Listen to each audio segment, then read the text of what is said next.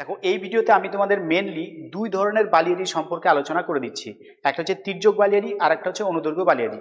তোমরা যারা মাধ্যমিক পরীক্ষা দিতে চলেছো 2027 সালে, তোমাদের বায়ুর সঞ্চয় কার্যের ফলে সৃষ্ট ভূমিরূপ কিন্তু পরীক্ষাতে আসতে পারে। তো আমি এটা বড় প্রশ্নের জন্য অ্যানালাইসিস করছি না, শুধুমাত্র ছোট প্রশ্ন 2 নম্বর বা 3 মার্কের জন্য আসতে পারে সেরকম আমি বালিয়াড়ি, বিশেষ করে অনুদৈর্ঘ্য আর তির্যক বালিয়াড়ি সম্পর্কে ডিটেলসে অ্যানালাইসিস করে দিচ্ছি। প্রথমে আমাদের জানতে হবে বালিয়াড়ি কাকে বলে। বালিয়াড়ি হচ্ছে বালির ঢিবি বা বালির স্তর, ঠিক আছে। তো মরুভূমি অঞ্চলে যখন কোথাও বড় পাথর থাকে বা ঝোপঝাড় থাকে বা ছোট ছোট গাছপালা থাকে, সেই গাছপালাতে বায়ুবাহিত বালিগুলো আটকে যায়। আটকে গিয়ে সেখানে কি হয় বলতো, এরকম ঢিবি তৈরি হয়। এরকম ঢিবি করে বালির একটা স্তর তৈরি হয়, সেটাকে আমরা কি বলবো, বালিয়াড়ি বলবো, ঠিক আছে। তো এই বালিয়াড়ি বিভিন্ন রকমের আছে। বিভিন্ন বিজ্ঞানী, ভূবিজ্ঞানী বিভিন্ন ভাবে বালিয়াড়িগুলোকে অ্যানালাইসিস করেছেন। তো তার মধ্যে এইখানে দেখো, ব্যাগনল্ড ব্যাগনল্ড 1941-এ টোটাল বালিয়াড়িকে তিনি দুটো ভাগে ভাগ করেছেন। একটা হচ্ছে তির্যক বালিয়াড়ি আর একটা হচ্ছে অনুদৈর্ঘ্য বালিয়াড়ি। তো প্রথমে আমরা এই তির্যক বালিয়াড়ি সম্পর্কে আলোচনা করব। তির্যক বালিয়াড়ি মানে বায়ুর গতিপথের সঙ্গে যদি আড়াআড়ি ভাবে বালির ঢিবি তৈরি হয়, সেটাকে বলবো আমরা তির্যক বালিয়াড়ি।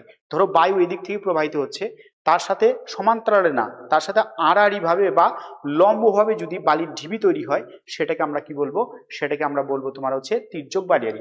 ধরো এরকম ভাবে বায়ু প্রবাহিত হচ্ছে, তো তার সাথে এইভাবে বালিয়াড়িগুলো তৈরি হলো, ঠিক আছে, লম্বালম্বি ভাবে বা তোমার হচ্ছে তির্যক ভাবে। তো সেটাকে আমরা বলবো তির্যক বালিয়াড়ি। তো এই বায়ু প্রবাহের সাথে সমান্তরাল ভাবে যদি না গড়ে ওঠে, তির্যক ভাবে যদি গড়ে ওঠে এবং সেটা যদি অর্ধচন্দ্রাকৃতি হয়, তখন সেটাকে আমরা বলবো বারখান। তখন আমরা সেটাকে কি বলবো না, বারখান বলবো, ঠিক আছে। ধরো অর্ধচন্দ্রাকৃতি বালি এরকম ভাবে তৈরি হলো,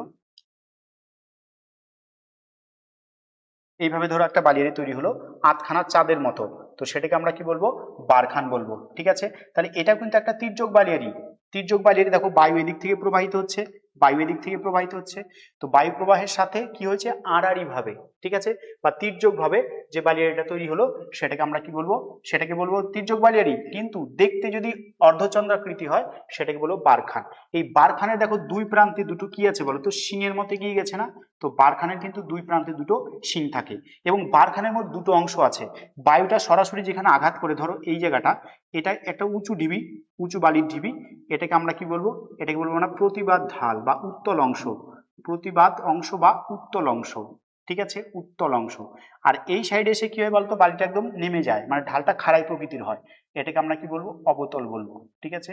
অবতল ঢাল বা অবতল অংশ, যাই বলো না কেন সেটাই কিন্তু সঠিক উত্তর হবে, ঠিক আছে। তাহলে বারখানটা কি, অর্ধচন্দ্রাকৃতি তির্যক বালিয়াড়ি, এর দুটো শিং থাকে, এর সামনের অংশ যেখানে বায়ু বাধাপ্রাপ্ত হয় সেটাই বলছি উত্তল অংশ, আর ঠিক সামনের দিকে যেটা ঢালটা হঠাৎ করে নেমে যায়, সেটাকে আমরা কি বলবো না, অবতল অংশ কিন্তু এটাকে বলবো, ঠিক আছে। তো এই ক্ষেত্রে মনে রাখবে, বারখানের দৈর্ঘ্য, দৈর্ঘ্য মানে লম্বা, আর প্রস্থ মোটামুটি সমান হয়। বারখানের দৈর্ঘ্য প্রস্থ মোটামুটি ইকুয়াল হয়, তবে এর উচ্চতা কিন্তু 2 থেকে 5 মিটার পর্যন্ত হতে পারে, ঠিক আছে। তো মনে রাখবে, এই বারখানের সাথে আরো 2-3টা টার্ম যুক্ত আছে। একটা হচ্ছে বারখানয়েড, বারখানয়েড, বা এটাকে বলছে মেগা বারখান। আর একটা আছে একলে, একলে। এই দুটো টার্ম কিন্তু অবশ্যই ভালো করে মনে রাখবে, তোমাদের শর্ট পরীক্ষাতে শর্ট প্রশ্ন হিসাবে আসতে পারে। তো প্রথমে আমরা বলবো বারখানয়েড। বারখানয়েডটা কি বলতো, ধরো এখানে একটা এরকম বারখান তৈরি হলো, এখানে একটা বারখান তৈরি হলো, এখানে একটা বারখান তৈরি হলো, এখানে একটা বারখান তৈরি হলো। তো অনেকগুলো বারখান যখন পাশাপাশি থাকে, সেই বারখানগুলো কি হয়, পরস্পরের সাথে জুড়ে যায়। জুড়ে গিয়ে যখন একটা বড় ধরনের এরকম বারখান তৈরি হবে, তখন সেটাকে আমরা কি বলবো, তখন সেটাকে আমরা বলবো বারখানয়েড বা মেগা বারখান, ঠিক আছে। তাহলে দেখো পাশাপাশি 10টা বারখান আছে, সেগুলো জুড়ে গিয়ে একটা বড় ধরনের অর্ধচন্দ্রাকৃতি বারখান তৈরি হলো বা বালির ঢিবি তৈরি হলো, সেটাকে আমরা কি বলবো, বারখানয়েড বলবো, ঠিক আছে। আর একলে বালি এটা কি, ধরো এরকম অসংখ্য বারখান পাশাপাশি আছে, এই টোটাল বারখানগুলোকে একসঙ্গে বলা হয় একলে, ঠিক আছে। তাহলে বারখানয়েড আর হচ্ছে একলে দুটোর মধ্যে ডিফারেন্স আছে। বারখানয়েডটাকে বলছে মেগা বারখান, মেগা মানে বড়, ওখানে অনেকগুলো বারখান যুক্ত হয়ে একটা বড় অর্ধচন্দ্রাকৃতি বারখান তৈরি করলো, ঠিক আছে, বালিয়াড়ি তৈরি করলো অর্ধচন্দ্রাকৃতি, সেটাকে আমরা বলবো হচ্ছে মেগা বারখান বা বারখানয়েড। বাট যদি পাশাপাশি অনেকগুলো বারখান থাকে, সেগুলোকে একসাথে আমরা কি বলবো, একসাথে কিন্তু বলবো আমরা একলে, ঠিক আছে। পরীক্ষাতে কিন্তু এইভাবে শর্ট প্রশ্ন এসে থাকে। আর পৃথিবীর মোটামুটি সমস্ত প্রকার মরুভূমিতেই কিন্তু এই বারখান বা তির্যক বালিয়াড়িগুলোকে দেখা যায়, ওকে। এরপর দ্বিতীয় যে ভাগটা আছে সেটা হচ্ছে অনুদৈর্ঘ্য বালিয়াড়ি। অনুদৈর্ঘ্য বালিয়াড়ি মানে ধরো বায়ু এইভাবে প্রবাহিত হচ্ছে, বায়ু প্রবাহের পথের সাথে সমান্তরালভাবে, বায়ু প্রবাহিত পথের সাথে কি সমান্তরালভাবে দীর্ঘ শৈলশিলার মতো যদি বালির ঢিবি তৈরি হয় বা বালিয়াড়ি তৈরি হয়, সেটাকে আমরা কি বলবো, অনুদৈর্ঘ্য বালিয়াড়ি বলবো। ঠিক আছে, এবং এই অনুদৈর্ঘ্য বালিয়াড়িটা যদি দীর্ঘ তলোয়ারের মতো দেখতে হয়, অনেকটা লম্বা, ঠিক আছে, অনেকটা তলোয়ারের মতো, তখন সেটাকে আমরা কি বলবো, তখন কিন্তু আমরা সেটাকে বলবো হচ্ছে শিব বালিয়াড়ি। সেটাকে আমরা কি বলবো, শিব। তাহলে তির্যক বালিয়াড়ির সাথে বারখান যুক্ত ওই একটাই উদাহরণ, আর তোমার হচ্ছে অনুদৈর্ঘ্য বালিয়াড়ির সাথে কি পাবো আমরা, শিব বালিয়াড়ি পাবো। শিব শব্দের অর্থ হচ্ছে তলোয়ার। ঠিক আছে, মানে তলোয়ার যেরকম লম্বা থাকে, ঠিক আছে, তো ওই রকম ভাবে যখন বালির ঢিবিগুলো সমান্তরাল ভাবে বায়ু প্রবাহের সাথে সমান্তরাল ভাবে অনেক দূর পর্যন্ত গড়ে উঠবে বা তৈরি হবে, সেটাকে আমরা বলবো শিব বালিয়াড়ি। ঠিক আছে, তো এই ক্ষেত্রে বলে দিচ্ছি এই শিব বালিয়াড়ি কিন্তু কয়েকশো কিলোমিটার পর্যন্ত কিন্তু এটা লম্বা হয়ে থাকে, এবং তার সাথে সাথে এটা চওড়া বেশ কয়েক কিলোমিটার পর্যন্ত হয়ে থাকে। এইখানে বেশ আরো কয়েকটা টার্ম তোমাদের জানতে হবে।